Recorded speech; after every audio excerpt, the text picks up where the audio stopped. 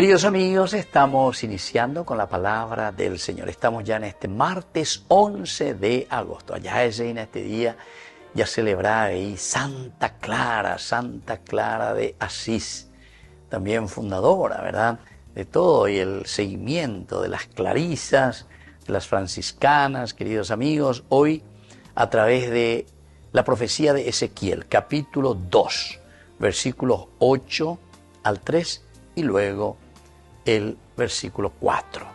El Señor me dirigió la palabra y me dijo: tú, hijo de hombre, escucha lo que te voy a decir. No seas rebelde como ese pueblo rebelde.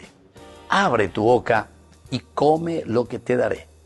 Yo miré y vi una mano extendida hacia mí, y en ella había un libro enrollado.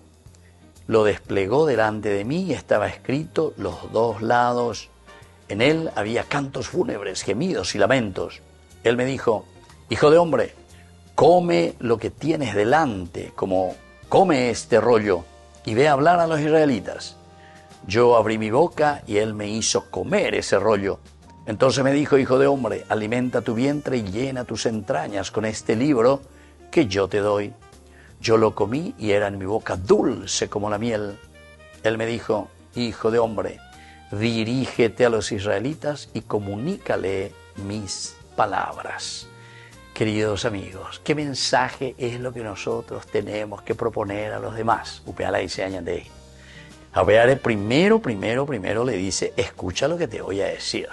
Quiere decir que tiene que haber un oído atento. Enteroetea, entonces, porque nosotros ya por nuestro bautismo también somos profetas, sacerdotes y reyes. Bueno, pero cuando vamos a ejercer esta profecía, es decir, ñajenduta vamos a peñan de llana, para las itañande, y bueno, aquí está, el Señor, que dirige, ¿verdad?, su palabra y nos dice: ñajendomígena, lleva peñan de llana itañande. No seas rebelde, no seas rebelde. Entonces, abre verdaderamente tu boca. Aquí yo estoy. Aquí estoy seriamente entonces como para indicarte el camino que tienes que hacer. Tienes que hacer un camino. Yo miré, dice, y vi una mano extendida hacia mí, y en ella había un libro enrollado. Peana de teñan de yaro de cañande. Abe a yacande, na abe oína la sheñe. Upeo yehaiba cue. Eso que tenés que conocer y del que tenés que empaparte, pero llenamente y profundamente. Así es que yo vi, dice, esa mano que estaba extendida. Esa peña de yara, peña en hue que estaba escrito en el rollo. Lo desplegó. Y es interesante porque dice que aquí estaba escrito cantos fúnebres, había gemidos y lamentos.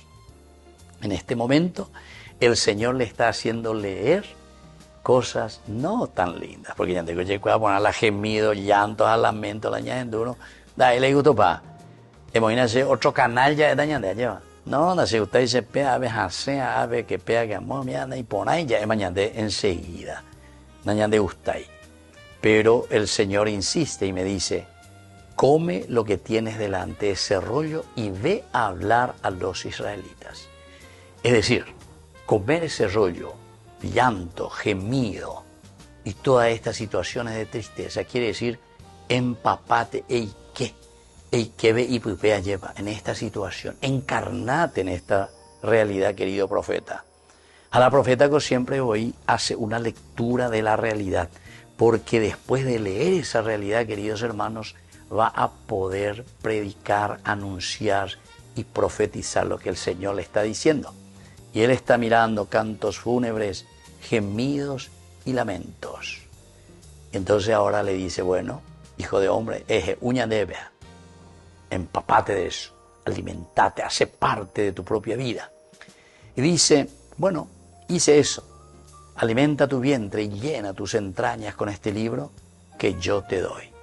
Queridos amigos, el alimentarnos con la palabra de Dios ciertamente que nos nutre. Y dice que aquí yo lo probé y lo comí y en mi boca era dulce, dice. Era una cosa sabrosa. ¿Por qué? Y porque es la misma palabra de Dios que me hace entender la realidad. La ñandella ella no venían de yara, eres sacua y ella ella la ñanda de realidad, tú ya la diferencia. Y entonces ahora me dice, dirígete a los israelitas y comunícale mis palabras. Que la bendición de Dios descienda sobre todos nosotros, el Padre y el Hijo y el Espíritu Santo. Amén.